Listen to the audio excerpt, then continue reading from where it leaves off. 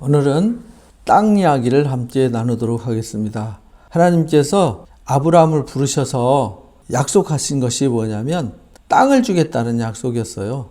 어떤 땅이냐면 가나안 땅을 주겠다고 특정한 땅을 지정해서 약속을 하셨어요. 하나님이 지시하실 땅으로 가라. 근데 그 땅이 가나안 땅이었어요. 근데 왜 하나님께서 그 가나안 땅으로 가라 하셨을까? 이것을 오늘 이제 함께 살펴보도록 하겠습니다. 고대 지도를 살펴보면 여기 메소포타미아 문명이 있고요. 요 남쪽에는 이집트 문명이 있습니다. 애굽 문명. 이 메소포타미아 문명은 메소란 말은 사이라는 뜻이에요. 포타미아는 강이라는 뜻이고 강과 강 사이의 문명인데 성경에 늘 등장하는 유프라테스 강과 티그리스 강 사이에서 만들어진 문명인데 여기에서 하나님께서 하나님의 역사를 시작하시는 거예요.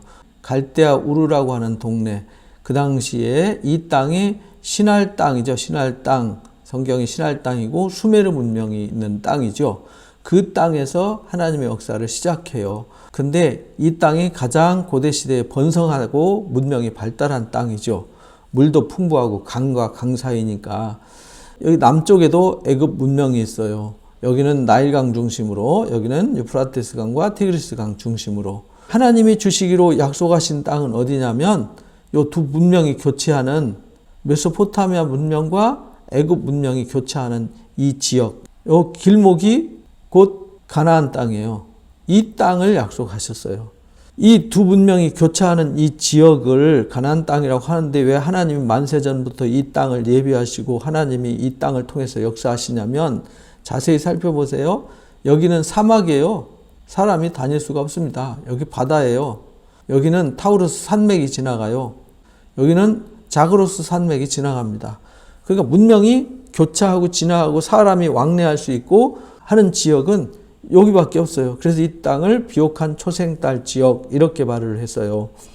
요 두 문명이 지나가는 아주 짤록한 좁은 길목을 하나님이 주셨어요.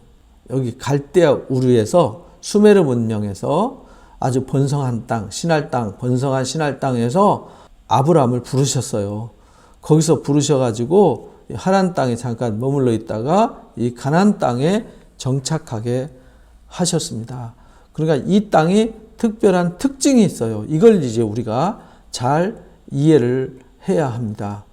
하나님께서 아브라함을 부르실 때 너는 고향, 친척, 아버지 집을 떠나라 이렇게 말씀하셨어요. 그리고 내가 내게 보여줄 땅으로 가라 이렇게 말씀하셨습니다. 그리고 그 땅, 하나님이 지시하신 그 땅에서 큰 민족을 이루고 복을 주어서 창대케 하겠다. 그래서 너는 복이 될 거다라고 약속을 하셨어요. 땅의 모든 족속이 아브라함 때문에 이제 복을 얻게 되는 땅, 그 땅을 아브라함에게 약속하셨습니다. 근데 신명기 8장에 보니까 하나님이 모세를 통해서 왜 아브라함 때 그 땅을 주겠다고 약속하셨는지를 설명해요. 이 출애굽해서 가나안 땅에 들어가기 직전에 아브라함 때 그 오래전에 약속했던 그 땅에 대해서 소개를 하는 거예요. 너희 조상 아브라함과 이삭과 야곱에게 약속한 땅, 요단강 건너기 직전에 모세가 이스라엘 백성들한테 그 땅 소개를 하는 겁니다. 아브라함에게, 이삭에게, 야곱에게 약속했던 그 땅은 어떤 땅이냐? 아름다운 땅입니다. 산지도 있고요. 골짜기도 있고요. 시내도 있고 분천도 있고 샘도 있고요. 밀과 보리도 생산하고 포도와 무화과나무, 석류, 감람나무, 꿀도 생산해요. 거기는 먹을 것이 모자람이 없어요. 부족함도 없는 땅이에요.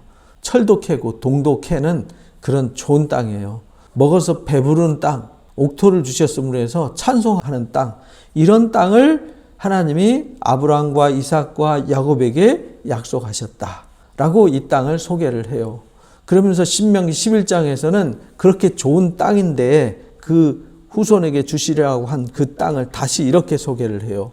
조상들에게 맹세해서 후손들한테 준다고 한 그 땅은 어떤 땅이냐면 젖과 꿀이 흐르는 땅이에요. 그 땅에서 장구하게 하겠다. 너희가 들어가서 차지할 젖과 꿀이 흐르는 땅은 애굽 땅과 다르다라고 소개를 해요. 아브라함이었다면 아마 갈대 우르와 달랐을 거다 이랬을 텐데, 이 사람들은 지금 출애굽을 한 이스라엘 백성들이기 때문에 애굽에서 살았던 그 땅과 다르다. 거기는 발로 물대는 땅이었거든요. 그만큼 물이 풍부한 나일강 삼각주에 풍부한 땅을 주셨는데, 거기와는 다르다. 너희가 차지할 땅은 산과 골짜기가 있는 땅이다. 8장에서 그렇게 소개를 했죠. 근데 산과 골짜기가 있는데, 문제는 하늘에서 내리는 비를 산과 골짜기에 흘러서 강과 시내를 이루고 호수를 이루어야 되는데, 그게 아니라 물을 빨아들이는 땅이다. 흡수하는 땅이다. 이렇게 소개를 합니다. 그래서 이 땅은요, 석회석으로 이루어졌어요. 현무암으로 북쪽은 현무암, 남쪽은 이제 석회석으로 이루어져서 비가 오면 그냥 땅으로 스며들고 없어져요. 그리고 요즘 이제 광야에 하도 물이 말라가지고 광야의 시내는요, 비 오면은 비닐 위에 물 부은 것처럼 와 쓸려 내려가면 물이 없어요. 산에 물이 스며들면 다 빨아들여서 흡수하는 땅이에요. 그리고 하나님이 돌봐주시는 땅이에요. 연초부터 연말까지. 그러니까 하나님이 돌보고 은혜를 베푸는 땅이라는 거예요. 그래서 그 땅이 젖과 꿀이 하나님의 은혜로 주어지는 땅이에요. 그리고 하나님의 은혜로 아름다운 땅이에요. 그런데 13절에서 15절에 보니까 조건이 붙었어요. 그렇게 아름답고 젖과 꿀이 흐르는 그런 배부른 땅, 옥토를 주셨으므로 찬송하는 그 땅이 그렇게 되게 하는 데는 반드시 조건이 있다. 하나님의 말씀을 청종해야 된다. 하나님의 말씀을 청종해야 되고, 하나님만을 사랑하고 하나님만을 섬겨야 된다. 그 말은 하나님 말씀을 청종하지 않고 하나님을 사랑하지 않고 섬기지 않으면 그 복, 그 은혜 안 주시겠다, 이런 말이죠. 그러나 하나님의 말씀을 청종하고 사랑하고 섬기면 이른 비와 늦은 비를 그 땅에 적당히 내려주셔서 곡식도 포도주도 기름도 넘치도록 주시겠다. 그리고 가축도 잘 키울 수 있도록 풀도 풍족하게 내주는 땅, 먹고 배부르게 하는 땅, 그 땅을 너희들한테 줄 거다. 이렇게 약속을 했어요. 그러나 16절 17절에 보니까 너희가 조심해야 되는 것은 마음이 미혹돼 가지고 하나님을 떠나서 다른 신을 섬기거나 우상 앞에 절하거나 하나님 말씀을 불순종하면, 그래서 하나님을 진노케 하면은 제일 먼저 하는 일이 뭐냐면 하늘문을 닫아버려요. 그래서 비를 주시지 않아요. 그래서 하나님이 아브라함한테 그 땅을 특별히 약속하고 그 땅을 주시겠다고 만세전부터 준비하신 이유는 하나님의 언약 백성들이 사람을 의지하거나 자연을 의지하거나 자기 힘을 의지하거나 권력을 의지하거나 이런 걸 의지하지 못하고 오직 하나님만을 찾고 하나님만 의지하고 하나님만을 사랑하고 하나님의 말씀으로 살도록 그 땅을 주신 거예요. 그래서 그 땅은 이스라엘 백성들이 세겜, 그 다음에 베델, 예루살렘, 베들레헴, 헤브론, 여기가 산꼭대기예요. 족장들이 와서 정착한 아브라함과 이삭과 야곱이 정착해서 살았던 동네는요, 다 산꼭대기입니다. 그 비가 내리면 다 흡수하고요. 거긴 시내도 없고 강도 없어요. 아무것도 없어요. 그러니까 하나님 비를 주시지 않으면, 하나님 이슬 주시지 않으면 살 수가 없어요. 그래서 하나님의 말씀을 떠나면 경고를 주시는 거죠. 야, 너희들 말씀 떠났어. 나를 떠난 거야. 너희들 그래서 이런 재난이 있는 거야. 기억해. 라고 주시는 거죠. 그래서 땅에 소산을 내지 않게 하고 그 땅에서 속히 멸망한다. 라고 경고를 주셨어요. 이 땅이 그런 땅이에요. 그리고 그 땅은 이렇게 가뭄과 기근으로만 징계하는 게 아니라 하나님이 징계하실 때에 위에 북쪽에 메소포타미아 문명을 준비하셨잖아요. 그리고 남쪽에 애굽 문명을 준비하셨어요. 그리고 교차하는 요 중간에 가나안 땅을 주셨잖아요. 이 땅을 주셨는데 이제 하늘에서 가뭄과 기근을 통해서 그들이 말씀을 떠나면 안 되도록 하셨는데도 불구하고 그들이 하나님을 떠나서 바알을 숭배하고 아스타롯을 숭배하고 금송아지를 숭배하고 이렇게 하면은 하나님께서 두 번째 징계의 도구로 쓴 것이 뭐냐면 북쪽에 메소포타미아에 아수르라고 하는 동네, 그 다음에 바벨론이라는 도구를 들어서 이들을 징계해요. 또 남쪽에서 애굽을 들어서 징계를 해요. 그래서 여러분들이 열왕기 시작할 때 공부를 했죠. 르호보암이 범죄를 하니까 애굽왕 시삭을 통해서 징계를 하죠. 그리고 이들이 범죄하니까 아수르 왕을 통해서 이들을 징계하죠. 바벨론 통해서 이들을 징계해서 포로로 끌려가죠. 그리고 주변에 여기다가 블레셋을 가시로 박아놨어요. 에돔과 모압과 암몬을 그다음에 아람을 이렇게 줄줄이 옆에다가 박아놨어요. 그래서 말씀을 순종하지 않으면 옆구리 쿡 찔르는 거죠. 말씀을 안 들으면 모압을 통해서 암몬을 통해서 또 에돔을 통해서 쿡쿡 찔러요. 말씀을 안 들으면. 그래서 이 땅은 하나님의 말씀을 안 들으면 가뭄과 기근으로 죽고, 그래도 말을 안 들으면 옆구리 찔러가지고 정신 차리게 하고, 그래도 정신 못 차리면 아수르 몽댕이 들어가지고 바벨론 몽댕이 도끼를 들어가지고 혼내준다라고 이사야 10장에 그렇게 가르쳐 주셨어요. 그래서 이 땅은 하나님이 특별하게 구별하신 땅이다. 그래서 갈대아 우르 땅과 고센 땅과 다르다라는 겁니다. 하나님이 약속한 그 땅은 달라요. 고센 땅과 갈대아 우르 땅과 달라요. 거기는 문명이 발달하고 물도 풍부하고 농업도 발달하고 넓어요. 그래서 여기는 하나님을 굳이 찾지 않고 의지하지 않아도 돼요. 쉽게 부패하고 하나님을 떠나서 우상을 숭배하기 쉬운 땅. 그래서 그 땅을 안 주세요. 하나님께서 우리에게 너무나도 풍요롭게 하면 우리가 하나님 쉽게 떠나기 때문에 하나님 우리를 너무 막 세상 물질이나 세상의 권력과 힘을 의지하지 않게 하는 거죠. 그래서 하나님이 특별하게 구별해 주신 땅이 가나안 땅이에요. 문명도 어둡고 물도 없고 좁은 땅이지만 하나님의 돌보시는 땅, 하나님의 눈길이 머무는 땅.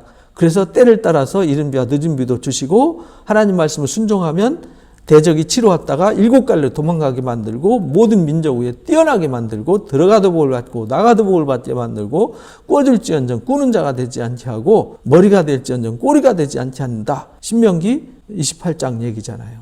그래서 하나님이 그 땅을 주실 때 아주 특별하게 구별해 주셨어요. 특별하게 구별한 땅, 하나님을 찾을 수밖에 없고 의지할 수밖에 없는 땅을 준 거예요.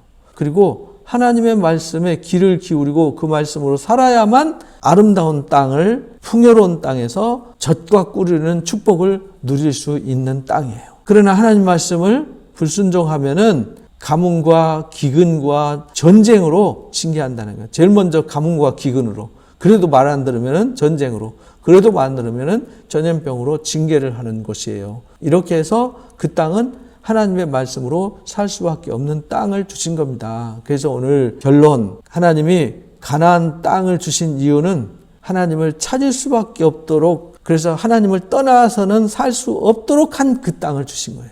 하나님을 의지할 수밖에 없고, 사람을 의지하거나 세상을 의지하거나 우상을 의지하지 않고 하나님만을 찾고 하나님만을 의지할 수밖에 없는 땅을 주셨어요.